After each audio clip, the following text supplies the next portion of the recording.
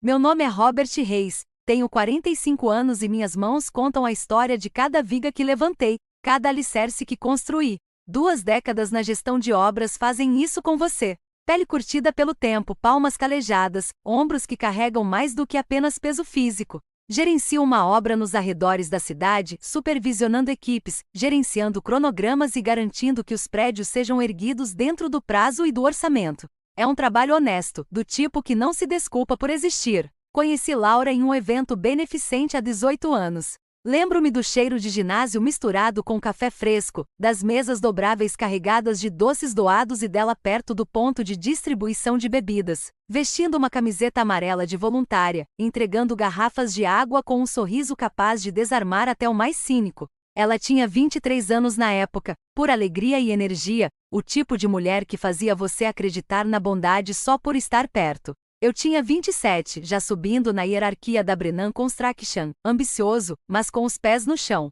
Conversamos por 3 horas naquele dia. Ela riu das minhas piadas horríveis sobre paredes estruturais. Saí de lá com o número dela e uma sensação que nunca tinha experimentado antes. Certeza. Casamos 1 ano depois. Nada extravagante. 50 convidados, um salão alugado, flores que a Laura arranjou pessoalmente porque queria algo pessoal. Os pais dela me aprovaram. Emprego estável sem vícios, respeitoso. Minha mãe chorou durante os votos. Parecia certo.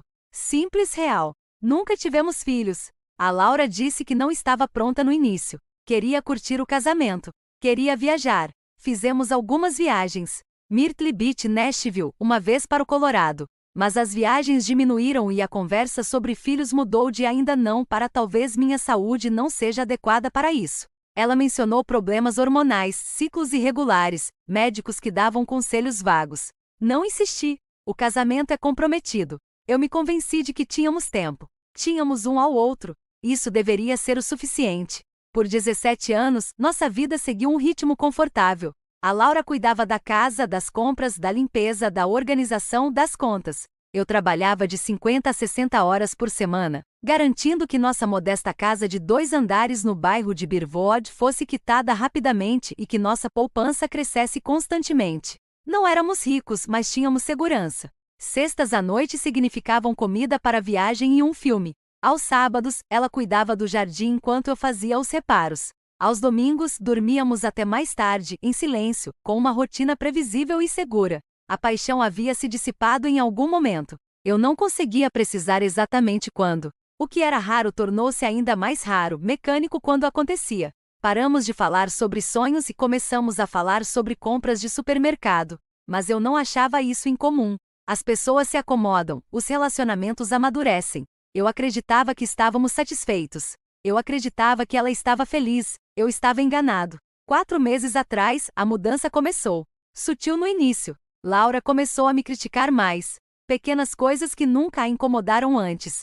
Eu deixava uma xícara de café na bancada. Eu sujava o chão da cozinha com a sujeira das minhas botas. Eu não fazia perguntas suficientes no jantar. Eu me desligava quando ela falava sobre o dia dela. Cada reclamação vinha com uma pontada de aspereza, uma acidez que parecia desproporcional à ofensa. Você sequer se importa com esta casa, Robert? Ela disparou certa noite, erguendo a caneca ofensiva como se fosse uma prova em um julgamento. Eu me importo, respondi. Só tive um dia longo. Você sempre tem um dia longo, ela retrucou. Pedi desculpas. Tentei ser mais atencioso, mas as reclamações não pararam. Pelo contrário, se multiplicaram. Eu respirava alto demais. Ocupava muito espaço no sofá. Não a elogiava o suficiente. A temperatura na casa ficou ártica. Ela parou de iniciar qualquer contato físico. Nada de beijos de despedida, nada de mãos dadas durante os filmes. À noite, ela virava as costas para mim na cama, criando uma barreira invisível no meio do colchão. Quando tentei abordar o assunto diretamente, ela desconversou. Está tudo bem? Perguntei em uma manhã de sábado durante o café da manhã. Estamos bem, ela disse sem tirar os olhos do celular. Você parece distante e insisti.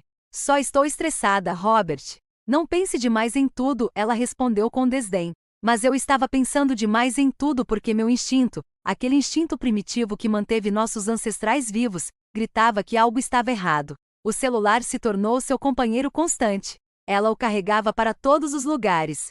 Banheiro, quarto, cozinha.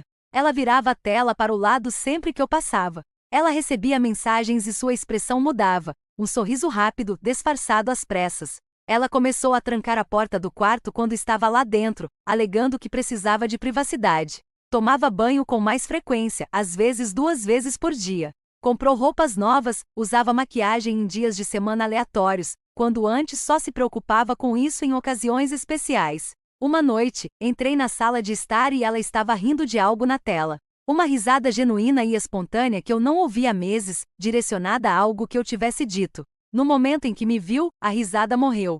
Ela bloqueou o celular e o colocou com a tela para baixo na almofada. O que é engraçado? Perguntei.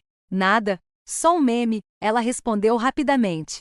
Posso ver? Insisti, e seu maxilar se contraiu. É bobo. Você não entenderia, disse ela com um tom cortante na voz. Naquela noite não consegui dormir. Deitei ao lado dela na escuridão, ouvindo sua respiração, me perguntando quando aquela estranha havia substituído minha esposa. A dúvida se enroscava no meu peito como arame farpado. Eu queria estar errado. Queria acreditar no estresse, nos hormônios, na crise da meia-idade, em qualquer coisa, menos no óbvio. Mas o instinto não mente. Não a confrontei. Ainda não. Confronto sem provas é apenas acusação, e acusação sem evidências é apenas ruído. Em vez disso, comecei a prestar mais atenção. Notei quando ela mandava mensagens, quando desaparecia no banheiro por intervalos de 20 segundos, quando seu humor mudava de irritado para secretamente satisfeito. Observei o jeito como ela me olhava, ou melhor, como ela me ignorava como se eu fosse um obstáculo que ela planejava remover. Algo havia mudado.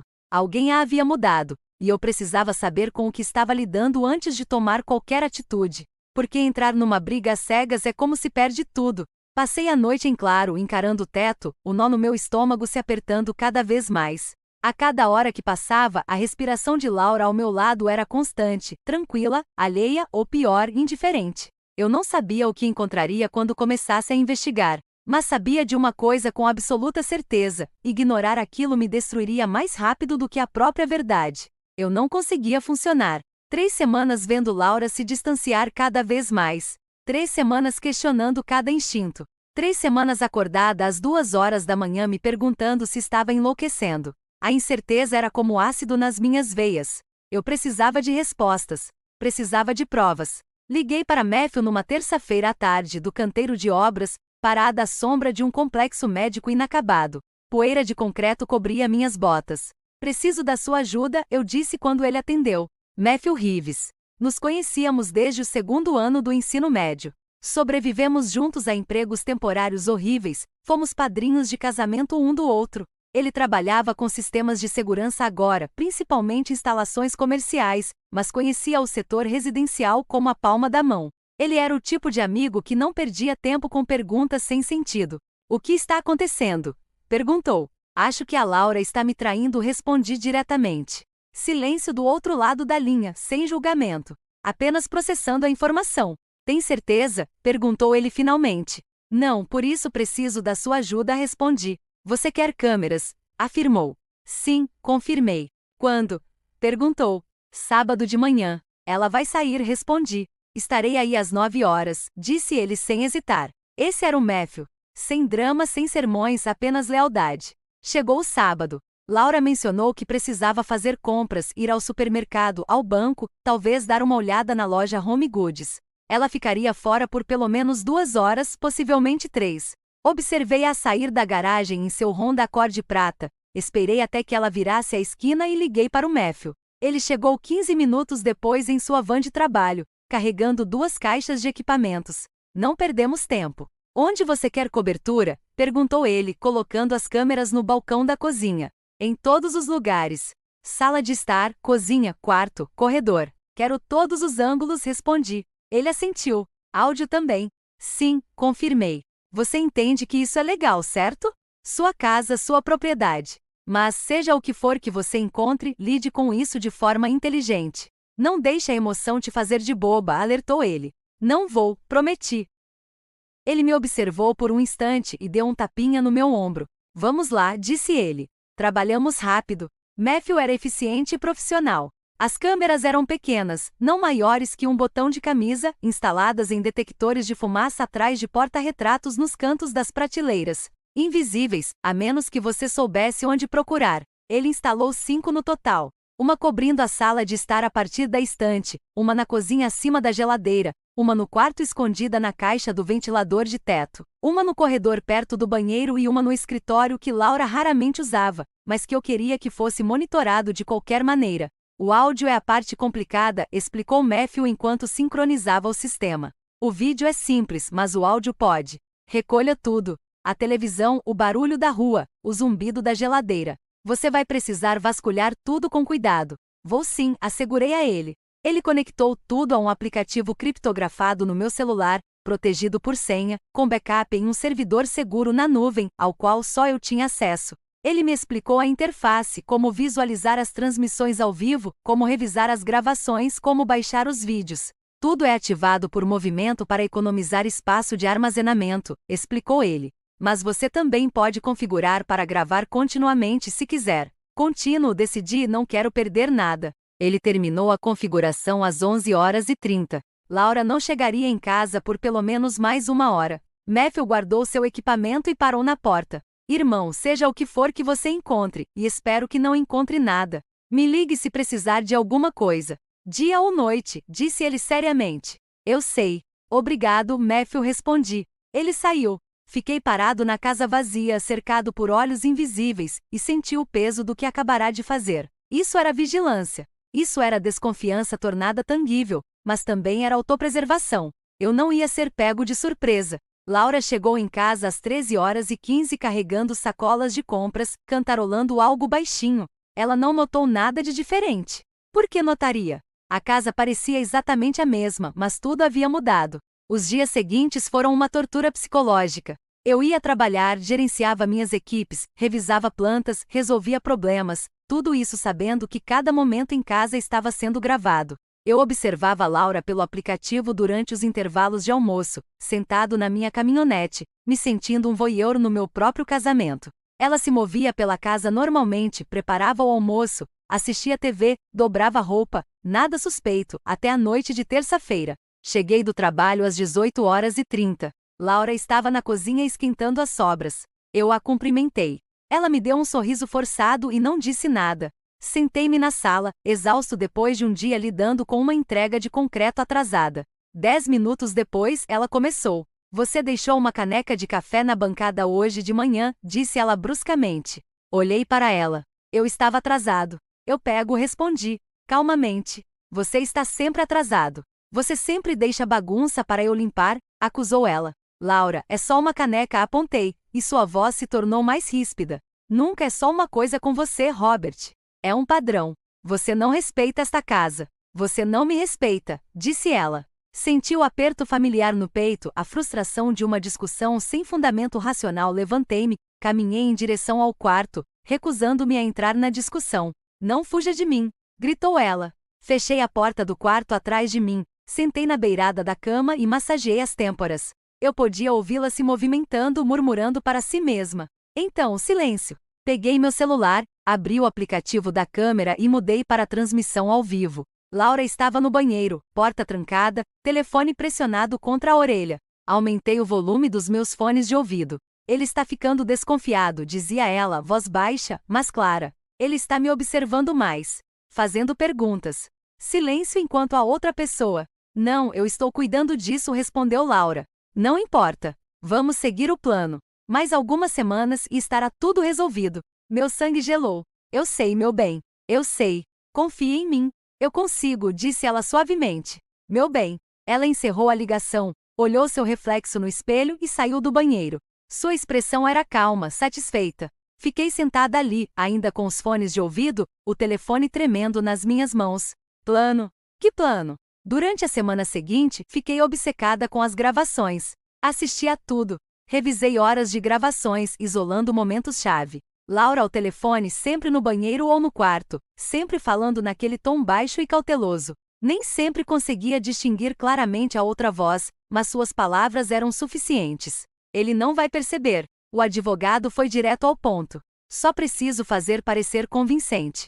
E então a parte mais arrepiante, eu a peguei praticando. Era quinta-feira à tarde. Eu estava no local revisando uma nota fiscal de entrega quando verifiquei o aplicativo durante um intervalo. Laura estava sozinha no quarto, em frente ao espelho de corpo inteiro. Ela fazia caretas, triste, magoada, assustada. Ela mudava de uma expressão para outra, se analisando criticamente, ajustando sua linguagem corporal. Então ela pegou um estojo de maquiagem. Observei paralisada, enquanto ela aplicava cuidadosamente sombra na bochecha esquerda, escurecendo-a, criando a ilusão de um hematoma. Ela fez o mesmo no braço, esfumando a maquiagem para que parecesse marcas de dedos.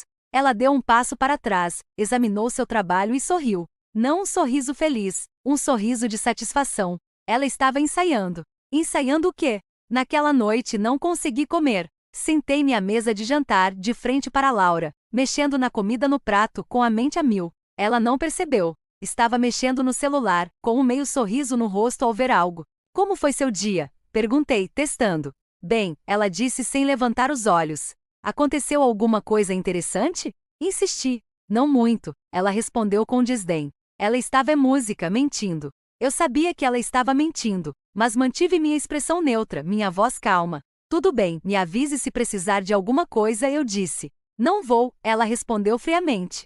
Fui dormir naquela noite sabendo que algo terrível estava por vir, só não sabia quando.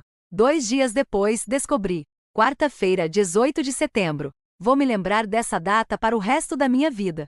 O dia tinha sido brutal. Um fornecedor errou um pedido de vigas de aço, enviou vigas em vez de vigas H, atrasando-nos em 2 dias inteiros.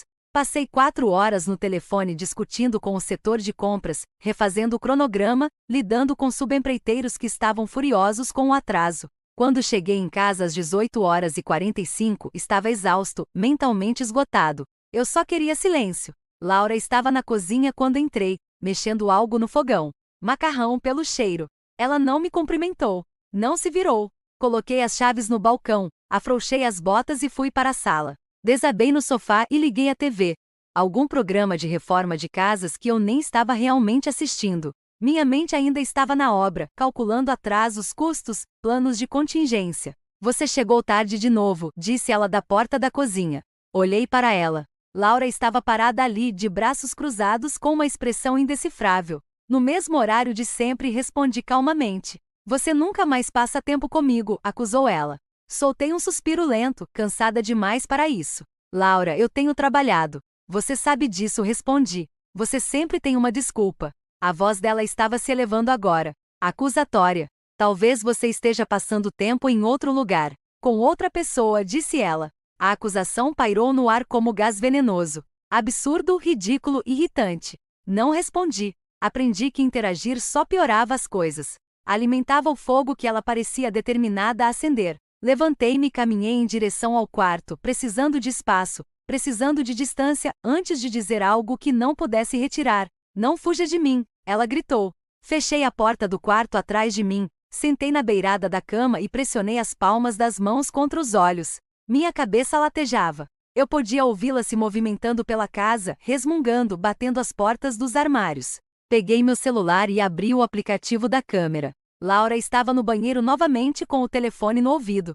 Sua expressão era fria, concentrada, predatória. Não conseguia ouvir a conversa claramente através da porta, mas havia assentindo com a cabeça, vi sua boca se movendo rapidamente. Ela encerrou a chamada, checou seu reflexo mais uma vez e saiu. A casa ficou em silêncio. Pensei que talvez ela tivesse se acalmado. Talvez a tempestade tivesse passado. Então a campainha tocou. Meu estômago revirou. Naquele instante, eu soube de alguma forma. Abri a porta da frente e dei de cara com 2 policiais. Um era mais velho, por volta dos 55 anos, cabelos grisalhos, olhos cansados que já tinham visto muita coisa. O outro era mais jovem, talvez uns 30, postura rígida, a mão perto do cinto. Eles não estavam ali por causa de uma queixa de perturbação do sossego.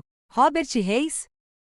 Perguntou o mais velho. Sim, confirmei. Estamos atendendo a uma ocorrência de violência doméstica. Sua esposa relatou que o senhor a agrediu fisicamente. Precisamos que o senhor saia, senhor, disseram. As palavras não fizeram sentido a princípio. Meu cérebro não conseguia processá-las. Soavam estranhas. Impossíveis. O quê? Isso é insano. Eu não a toquei, eu disse. Senhor, saia. Agora, ordenou o policial mais jovem. Estou dizendo, isso é. Comecei a protestar. Laura apareceu atrás de mim. Lágrimas escorriam pelo seu rosto. Hematomas escureciam sua bochecha esquerda e o braço. Os mesmos hematomas que eu a tinha visto maquiar dias atrás. Suas mãos tremiam. Sua voz embargou. Por favor, ela soluçou. Levem ele. Eu não aguento mais. Estou com tanto medo. Ela era boa. Melhor que boa. Digna de um Oscar. As mãos trêmulas, os soluços entrecortados, o jeito como ela se encolheu quando me virei para ela. Cada detalhe perfeito, calculado, ensaiado. Música e a expressão do policial mais jovem endureceu imediatamente. O mais velho me olhou com uma mistura de pena e nojo. Vire-se, Sr. Reis, ordenou o policial mais velho. Eu obedeci. As algemas clicaram frias e apertadas em meus pulsos. Eles me levaram pela entrada da garagem, passando pelos vizinhos que saíram para observar. Seus rostos, uma mistura de choque e julgamento. Laura ficou parada na porta observando. Por uma fração de segundo, nossos olhares se encontraram. Os dela estavam vazios. Sem lágrimas, sem medo, apenas uma satisfação fria e calculista. Eles me colocaram na parte de trás da viatura. Sentei-me lá com as mãos algemadas atrás das costas, encarando a grade de metal que me separava dos policiais. Minha mente a mil. As câmeras, as filmagens, tudo estava lá. Tudo que ela tinha feito. Tudo que ela havia fingido. Gravado. Na delegacia me ficharam. Impressões digitais, foto de identificação, pertences pessoais registrados e ensacados. Me colocaram em uma cela, uma caixa de concreto com um banco de metal e um vaso sanitário com cheiro de desinfetante. Fiquei sentada lá por 6 horas encarando a parede, tentando controlar a raiva que crescia dentro de mim. Liguei para Matthew do telefone da delegacia à meia-noite. Ele atendeu no segundo toque. Matthew, preciso que você pague minha fiança, eu disse com urgência. O que diabos aconteceu? Ele perguntou com preocupação evidente na voz. Laura me mandou prender. Violência doméstica. É tudo mentira. Eu tenho provas. Preciso que você me tire daqui para que eu possa começar a lutar contra isso, expliquei. Já estou a caminho, disse ele imediatamente. Pagou a fiança 1 hora depois. Saí daquela delegacia a 1h30 da manhã, entrei na caminhonete do Matthew e contei tudo a ele. Ele não me interrompeu. Quando terminei, ficou em silêncio por um longo momento e depois balançou a cabeça. Ela é inteligente, mas não é mais inteligente do que as provas em vídeo. Você precisa ligar para Lily White agora, aconselhou ele. Lily White era advogada, Matthew sabia. Divórcio e defesa criminal. Afiada como uma navalha, reputação de honestidade. Liguei para ela às 7 da manhã seguinte. Ela concordou em me encontrar na casa de Matthew naquela tarde. A essa altura, eu já sabia que Laura havia entrado com um pedido de medida protetiva. Eu não podia ir para casa, não podia entrar na minha própria casa, não podia recuperar meus pertences. Ela havia me apagado da minha própria vida em menos de 24 horas. Lily chegou às 3. Ela tinha quase 50 anos, um terno impecável, olhos frios que avaliavam tudo. Sentou-se em frente a Matthew e a mim, abriu o laptop e foi direto ao ponto. Mostre-me as filmagens, instruiu. Mostrei a ela cada clipe, Laura se maquiando, Laura ao telefone discutindo o plano. Laura ensaiando suas expressões, a ligação para o 911 com sua voz trêmula ensaiada. Lily assistiu sem expressão. Quando terminei, ela se recostou e assentiu lentamente. Isso é incontestável. Ela armou tudo. Os hematomas são maquiagem. O medo é atuação.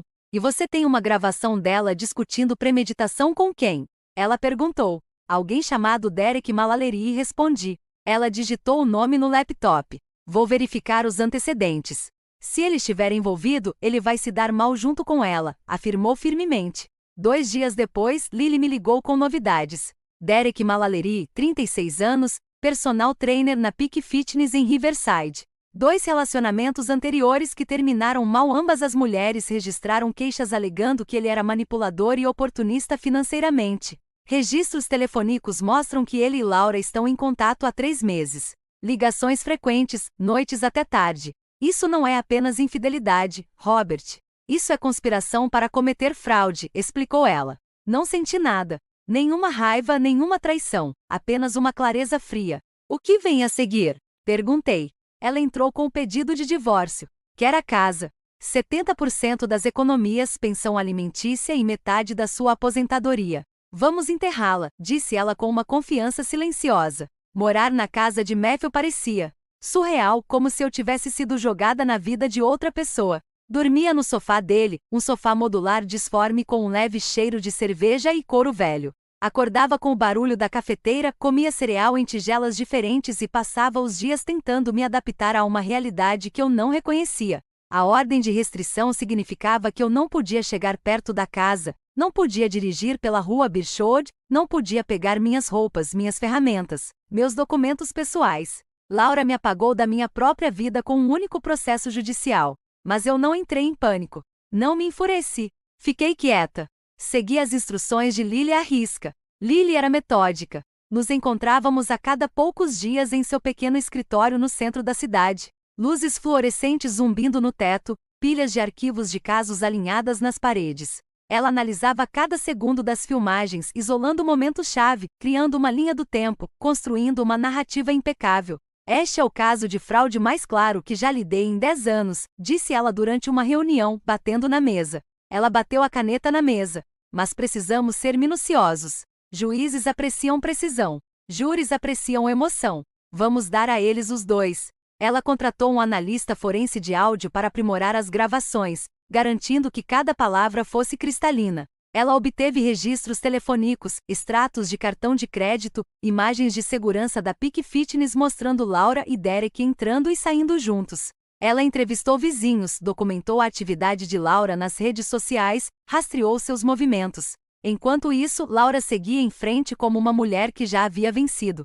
Soube por conhecidos em comum, pessoas que eu conhecia há anos que de repente me trataram como uma pária, que ela havia redecorado o quarto, jogado minhas roupas fora, doado minhas ferramentas para Goldville. Ela postou fotos no Facebook, sorrindo na sala de estar, com legendas sobre novos começos e sobre encontrar minha força. Ela estava se fazendo de sobrevivente, se pintando como a mulher corajosa que havia escapado de um casamento abusivo. O passado de Derek Mallory me dava nojo. Lily investigou a fundo. 2 relacionamentos anteriores, ambos terminados mal. Uma ex-namorada alegou que ele a isolou dos amigos, a convenceu a dar-lhe acesso às suas contas bancárias e depois desapareceu com $10.000. Nenhuma queixa foi apresentada porque ela não conseguiu provar. A outra ex o descreveu como charmoso até que deixou de ser. Alegou que ele a manipulou para que pagasse seu aluguel por 6 meses antes de sumir. Ele não era apenas o amante de Laura. Era seu cúmplice, aquele que a ajudou a arquitetar esse plano. Registros telefônicos confirmaram isso. Mensagens entre eles datando de 3 meses atrás. Derek, você tem certeza de que ele não vai suspeitar? Laura, ele não faz ideia. Trabalha o tempo todo. Mal me nota. Derek, quando nos mudamos? Laura, logo. Preciso organizar tudo direitinho. Fazer parecer convincente. Derek, quanto estamos falando? Laura, o suficiente para nós dois recomeçarmos. Lily me mostrou as mensagens durante um de nossos encontros. Li-as 2 vezes, sem sentir nada. Apenas um cálculo frio. Eles pensaram que estavam sendo cuidadosos, disse Lily. Não estavam. O processo de divórcio foi agressivo. O advogado de Laura, Gregory Hurst, um sujeito esperto com fama de vencer mesmo com artimanhas questionáveis, me pintou como o marido controlador e abusivo que a havia isolado financeiramente. A narrativa era detalhada. Anos de manipulação emocional que escalaram para violência física. Uma mulher presa pelo medo finalmente encontrando a coragem para escapar. Quase me convenceu. Precisamos estar preparados para uma mudança de versão, alertou Lily. Ela vai alegar sofrimento emocional. Vai dizer que foi levada ao desespero. Juízes não gostam de surpresas, mas detestam ser manipulados. Apresentamos as provas de forma clara, sem teatralidade. Deixamos as imagens falarem por si mesmas. Eu confiei nela. Não tive escolha a não ser confiar nela. A espera foi a parte mais difícil. Os dias se transformaram em semanas. Eu ia trabalhar, mantinha a cabeça baixa, evitava conversas. Meus colegas sabiam que algo tinha acontecido. Sussurros me seguiam por todo o escritório. Mas eu não dei detalhes. Ainda não. À noite, sozinho no sofá de Matthew, assisti às imagens novamente. Não por raiva, mas por preparação. Memorizei cada detalhe, cada inflexão, cada soluço ensaiado. Queria conhecer a performance dela melhor do que ela mesma. Laura me ligou uma vez durante esse período. Deixei cair na caixa postal. A voz dela era doce, quase pedindo desculpas. Robert, eu sei que as coisas saíram do controle. Talvez possamos conversar, resolver algo antes do tribunal. Não quero que isso fique feio. Me liga. Mostrei a gravação para Lily. Ela riu amargamente. Ela está com medo. Ela sabe que a data do julgamento está chegando e está tentando controlar a narrativa. Não responda, ela aconselhou. Eu não respondi. 2 dias antes da audiência, Lily ligou. Está tudo em ordem. Vamos apresentar as imagens logo de cara. O advogado dela não sabe o que está por vir. Vamos pegá-los de surpresa, disse ela com confiança. Senti uma estranha calma me invadir. Não era satisfação nem raiva, apenas clareza. Pela primeira vez em meses, eu sabia exatamente o que ia acontecer. Laura achava que tinha orquestrado o crime perfeito. Ela achava que era intocável. Ela estava enganada. A sala do tribunal era menor do que eu esperava, estéril. Luzes fluorescentes zumbiam no teto, projetando sombras duras sobre os bancos de madeira desgastados. O ar cheirava a papel velho e cera de chão. Sentei-me ao lado de Lily na mesa da defesa, mãos cruzadas, respiração calma. Do outro lado do corredor, Laura estava sentada com Gregory Hurst, seu advogado. Ele tinha por volta de 55 anos, terno caro, uma confiança ensaiada. Laura usava um vestido azul claro discreto, o cabelo preso em um coque impecável. Ela parecia vulnerável, simpática, pequena. Ela me olhou uma vez, sua expressão cuidadosamente neutra, mas eu vi a satisfação por trás dela. Ela achava que aquilo era uma formalidade. Ela achava que a ordem de restrição, o boletim de ocorrência, os hematomas que ela havia mostrado aos policiais, ela achava que era o suficiente. A juíza Marianne Kepler entrou. Cabelos grisalhos, olhos penetrantes, comportamento pragmático. Lily havia me dito que ela era justa, minuciosa, não se deixava influenciar facilmente pela emoção. Isso jogou a nosso favor. Todos de pé, anunciou o oficial de justiça. Nós nos levantamos. A juíza Kepler sentou-se, revisou brevemente o processo e, em seguida, ergueu os olhos. Esta é uma audiência referente a uma ordem de restrição impetrada por Laura Reis contra Robert Reis, bem como a questões preliminares relacionadas ao processo de divórcio. Senhor Hurst pode prosseguir, declarou ela. Hurst levantou-se, ajeitando a gravata. Era elegante e bem apessoado. Apresentou o caso de Laura com desenvoltura e prática. Anos de suposto abuso emocional, que escalaram para violência física, uma mulher presa e com medo, finalmente encontrando coragem para ir embora. Apresentou o boletim de ocorrência, fotos dos hematomas de Laura, a gravação da ligação para o 911, depoimentos de conhecidos que afirmavam que ele era controlador e frio. Foi uma atuação forte e convincente. Então, Lily se levantou. Vossa Excelência, a defesa gostaria de apresentar provas em vídeo que contradizem diretamente as alegações da autora, anunciou ela. Hurst franziu a testa. Vossa Excelência, não fomos informados sobre nenhuma prova em vídeo durante a fase de instrução processual, objetou ele. Lily o interrompeu suavemente. As provas foram obtidas legalmente na propriedade do meu cliente, onde ele tinha todo o direito de instalar medidas de segurança. Estamos disponibilizando agora em prol da total transparência, explicou ela. Os olhos da juíza Kepler se estreitaram ligeiramente. Prossiga, instruiu. Lily configurou a tela de projeção. O tribunal ficou em silêncio. O primeiro vídeo foi exibido. Laura no banheiro, telefone pressionado contra a orelha, voz clara. Ele está ficando desconfiado, mas não importa. Vamos seguir o plano. Mais algumas semanas e estará tudo resolvido. O rosto de Laura empalideceu. O segundo vídeo. Laura em frente ao espelho do quarto praticando expressões. Triste, magoada, assustada. Em seguida, pegando um estojo de maquiagem, aplicando cuidadosamente sombra nos braços e na bochecha, criando a ilusão de hematomas. Ela deu um passo para trás, examinou seu trabalho e sorriu satisfeita. Hurst se remexeu na cadeira. Laura encarou a tela, paralisada. O terceiro vídeo. Áudio do dia anterior à minha prisão. Laura ao telefone com Derek. Vai acontecer amanhã à noite. Vou começar a briga. Ele vai embora como sempre faz. E então eu ligo. Certifique-se de estar pronto para me apoiar se eles fizerem perguntas. O tribunal estava em silêncio. Lily reproduziu a gravação da ligação para o 911. A voz de Laura tremia e transbordava medo. Por favor, preciso de ajuda. Meu marido está me machucando. Tenho medo que ele faça isso de novo. Mas agora, com o contexto da gravação, a atuação era transparente. Vazia, calculada. A juíza Kepler inclinou-se para a frente. Senhorita Reis, a senhora tem alguma explicação para essa evidência? Perguntou diretamente. Hurst gaguejou. Vossa Excelência, eu não tinha conhecimento disso. Minha cliente pode ter estado sob extrema pressão emocional, tentou ele. Extrema pressão emocional não envolve fabricação premeditada de provas, Sr. Hurst. A voz da juíza Kepler era gélida. Ela se virou para Laura. Senhora Reis, estou perguntando diretamente à senhora. A senhora tem alguma explicação? Repetiu. Laura abriu a boca. Fechou-a. Suas mãos tremiam, não de medo desta vez, mas com a constatação de que havia sido pega. Ela olhou para Hurst desesperadamente. Ele não tinha nada. A juíza Kepler recostou-se na cadeira, com a expressão endurecida. Este é um dos casos mais perturbadores de fraude e perjúrio que encontrei em 20 anos de magistratura. Senhora Reis, a senhora não apenas acusou falsamente seu marido de um crime grave, como também desperdiçou o tempo e os recursos da polícia e deste tribunal, além de colocar em risco a liberdade e a reputação de um homem inocente, afirmou com firmeza.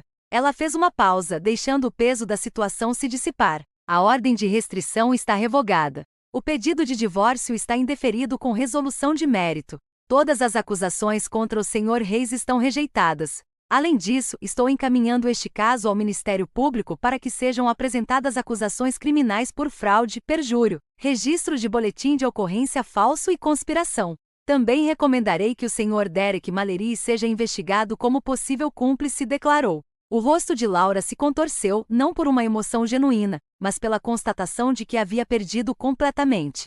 A juíza Kepler se virou para mim. Sr. Reis, o senhor está livre para retornar para sua casa e sua vida. Peço desculpas em nome deste tribunal por tê-lo submetido a essa provação, disse ela. Assenti com a cabeça. Não sorri. Não me vangloriei.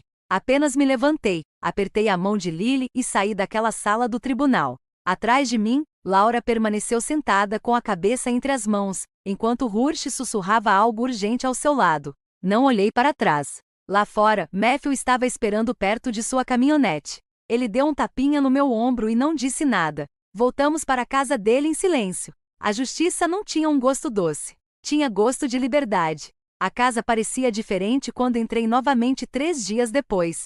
Não era estranha, mas também não era exatamente familiar. Era minha novamente legalmente e fisicamente, mas carregava o peso de tudo o que havia acontecido entre suas paredes. Percorre cada cômodo lentamente. Laura havia mudado as coisas.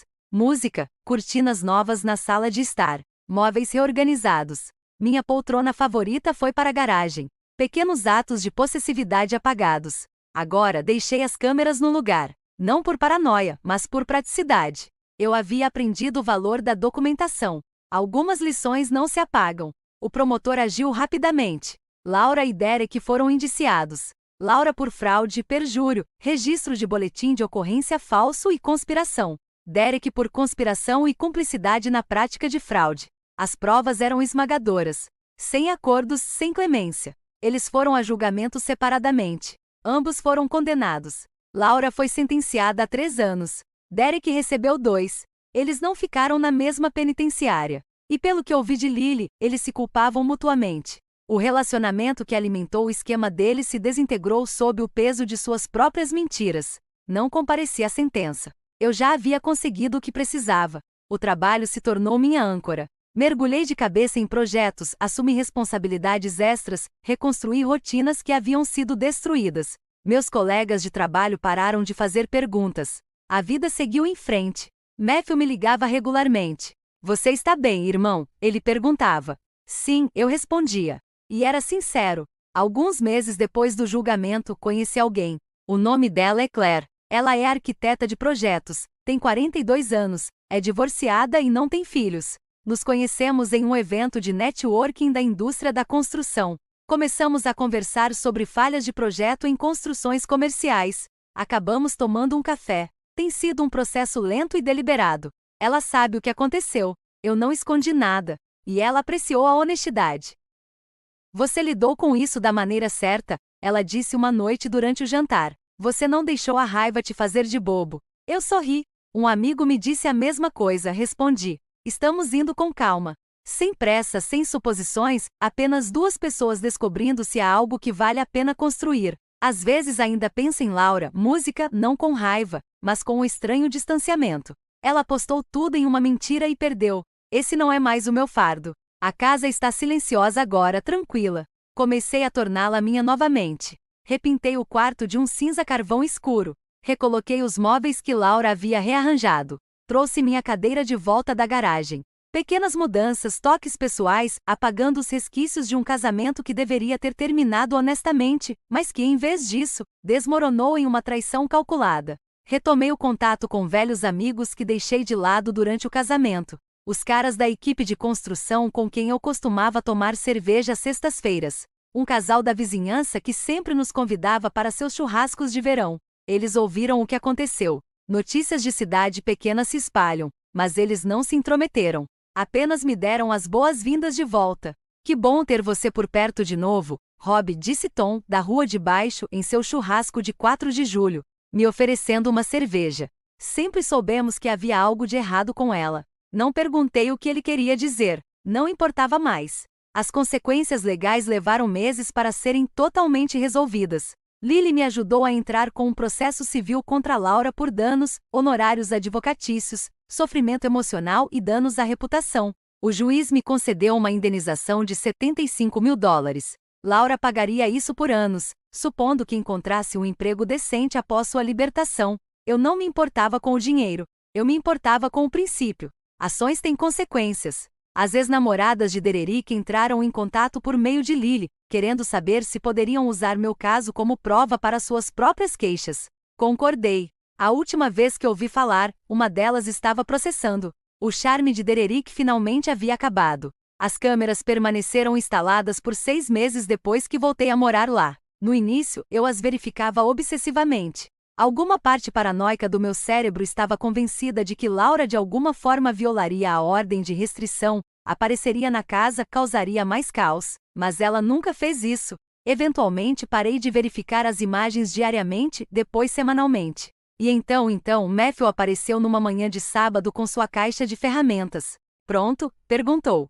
Sim, respondi. Estou pronto. Desmontamos as câmeras juntos, todas elas. Observei-o guardá-las em suas maletas e senti um alívio no peito. A vigilância tinha me salvado. Mas eu não queria mais viver daquele jeito. Não queria mais observar, esperar e documentar. Eu só queria viver. Você se saiu bem, irmão, disse Matthew enquanto carregava a última maleta para sua van. Muitos caras teriam enlouquecido. Você manteve a calma. Eu tive ajuda, respondi. Ele sorriu. Com certeza, disse. Clary e eu estamos juntos há 5 meses. Ela é diferente da Laura em todos os aspectos importantes. Ela é direta, honesta, faz perguntas em vez de tirar conclusões precipitadas. Ela tem sua própria carreira, seu próprio dinheiro, sua própria vida. Ela não precisa de mim para se sentir completa. Ela escolhe estar comigo. Essa diferença é tudo. Fizemos uma viagem de fim de semana para o litoral no mês passado. Ficamos em uma pequena pousada. Caminhamos pela praia ao pôr do sol, comemos frutos do mar frescos, conversamos sobre tudo e sobre nada. Na última noite, sentados na varanda com vinho e o som das ondas ao longe, ela se virou para mim. Você acha que algum dia voltará a confiar completamente em alguém? Perguntou. Reflete sobre a pergunta. Não sei. Talvez. Mas a confiança é algo que se constrói, não algo que se dá de graça. Aprendi isso da maneira mais difícil, respondi honestamente. Ela sentiu. É justo. Posso lidar com isso, respondeu. E tem lidado. Lentamente, com cuidado, estamos construindo algo. Sem pressa, sem pressão. Apenas 2 pessoas que já se machucaram antes, dedicando o tempo necessário para garantir que a base seja sólida.